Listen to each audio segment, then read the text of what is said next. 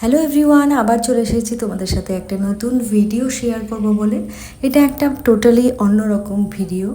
তো আমরা সবাই বেরিয়ে পড়েছিলাম প্রায় 1-1:30 নাগাদ। তো তার আগে একটু গুছিয়ে নিয়েছিলাম আমাদের প্যাকেজিং, যেটা কিছু কিছু খাবার আমরা প্যাকেজিং করে নিয়েছিলাম। তো কেন নিয়েছিলাম, কী জন্য নিয়েছিলাম, সেটা তোমাদের পুরোটা জানতে হলে টোটালি দেখতে হবে শেষ পর্যন্ত। তো যাই হোক, আমরা প্রথমে চলে এসেছিলাম একটা মন্দিরে, সেটা হচ্ছে হুগলির তোমার ব্যান্ডেলের দিকে বলতে পারো। তো যাই হোক, ওই মন্দিরটা এতটা সুন্দর, এত ভিতরে এত সুন্দর একটা মন্দির আমি কখনো দেখিনি। এই প্রথমবার এত সুন্দর একটা মন্দির দেখলাম। তো আমরা মন্দিরের ভিতরে দর্শন করলাম। ওটার টাইমিং হচ্ছে সকাল 12টা থেকে 2টো এবং বিকেল হচ্ছে 4টে থেকে 6টা। তো আমরা 4টের মধ্যেই ঢুকে পড়ি। তারপর আস্তে আস্তে আমরা ভিতরে জুতো রেখে ভিতরে চলে যাই। ভিতরটা এতটা সুন্দর, এতটা স্নিগ্ধ, এতটা মনোমুগ্ধকর, তোমরা না দেখলে বুঝতে পারবে না। দেখো, আমরা ধূপকাঠি মোমবাতি নিয়ে আস্তে আস্তে ভিতরে ঢুকলাম। তো মন্দিরটার নাম হচ্ছে লাহিড়ী বাবার মন্দির। তো এখানে অনেক ঠাকুরের দর্শন আমরা পেয়েছি, যেমন হচ্ছে দুর্গা থেকে শুরু করে ব্রহ্মা, বিষ্ণু, মহেশ্বর, মা তারা, এছাড়াও যত রকমের আমাদের দেবতা আছে, অনেক দেবতাই এখানে আছে। তো মন্দিরটা যিনি করেছিলেন তিনি হচ্ছেন লাহিড়ী বাবা। তো সেখানে আমরা একটু পুজো টুজো করে দর্শন করে তারপর আমরা বেরিয়ে পড়লাম আরেকটা জায়গার উদ্দেশ্যে। তো তোমরা অবশ্যই যেতে পারো সেখানে, খুব সুন্দর লাগবে তোমাদের। আমার তো খুবই ভালো লেগেছে। তো আমরা অনেকক্ষণ ওখানে থাকার পর সবাই মিলে অনেক ফটোশ্যুট করে, অনেক কিছু করে, ভিতরে ঢুকতে দেওয়া হয় না ক্যামেরা নিয়ে, তাই মোবাইল নিয়েও ঢোকা হয় না, তাই ভিতরের ছবিগুলো তোমাদের দেখাতে পারিনি। ভিতরটাও যে কতটা পরিষ্কার পরিচ্ছন্ন, যে না দেখলে তোমরা মানে ভাবতেই পারবে না যে এতটা পরিষ্কারও হতে পারে কোনো মন্দিরের স্থান।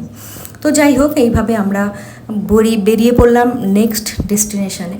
তো তোমরা দেখতে থাকো।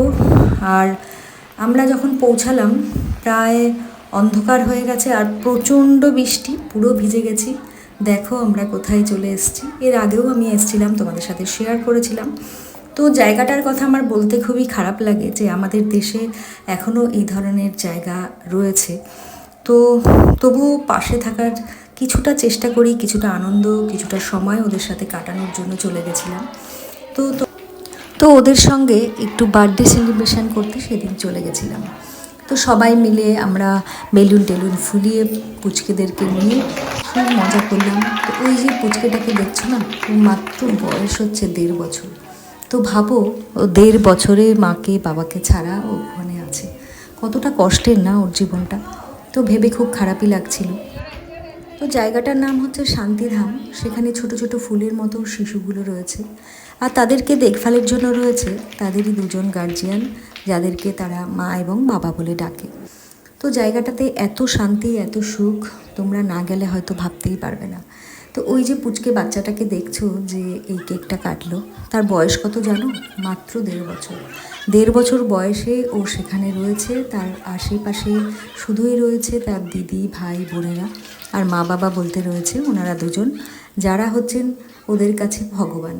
তো আমারও মনে হয় আমাদের দেশে যদি এই সমস্ত জায়গাগুলো না থাকতো, সত্যিই কত সুন্দর হতো না, আমাদের দেশটা কতটা ভালো লাগতো। তো কিছু করার নেই, যেহেতু রয়েছে আমাদেরকেই পাশে থাকতে হবে, সবাইকে পাশে থাকতে হবে, একটু ভালো রাখার জন্য, ওদেরকে একটু ভালো লাগার জন্য, ওদেরকে একটু ভালোবাসা দেওয়ার জন্য সবাইকে এগিয়ে যেতে হবে। তো আমরা সামনে পুজো, তাই সেই উপলক্ষে সবাইকে ছোট্ট একটু গিফট দিলাম। আর এই পুচকেটা থেকেও আমি জামা পরিয়েছিলাম, আর ওকে তুলে নিয়ে যে কত ফটোশ্যুট, কত কিছু করলাম, এত ভালো লাগছিল। এইভাবে সবাইকে সব কিছু দিয়ে আমরা আস্তে আস্তে বেরিয়ে চলে আসলাম। তো যখন চলে আসছিলাম তখনও আমাদের মনে খুব কষ্ট হচ্ছিল, মনে হচ্ছিল আরও যদি কিছুক্ষণ টাইম ওদের সাথে স্পেন্ড করতে পারতাম তাহলে কত না ভালো লাগতো। এইভাবেই আমরা সবাই ফটোশ্যুট করলাম। সব বাচ্চাটাকে কোলে নিয়েই বসে আছি, মনে হচ্ছিল বাচ্চাটাকে নিয়ে বাড়ি চলে আসি, ওকে যদি অনেক অনেক ভালোবাসা দিতে পারি, বাড়ি এনে অনেক কিছু করতে পারি। দেখো ওর মুখটা, আর এই দেখো সব কিছু নিয়ে কাউকে দেবে না, ও নিজে নিয়ে সব নিয়ে আসছে, যে না নিয়ে নিচ্ছে সেই কান্না। ভাবো তো কতটা খুশি, কতটা আনন্দ হলে সে এরকম করতে পারে। ওইটুকু ক্ষুদে শিশু ও ওর সব কিছু নিয়ে আস্তে আস্তে হেঁটে আসছে তার ওই ভগবান স্বরূপ মা বাবার কাছে। তো কেমন লাগলো তোমাদের এই ভিডিওটা অবশ্যই জানিও। আর তোমরাও যদি তোমাদের সুন্দর মুহূর্তগুলো ওদের সাথে শেয়ার করতে চাও অবশ্যই চলে যেও।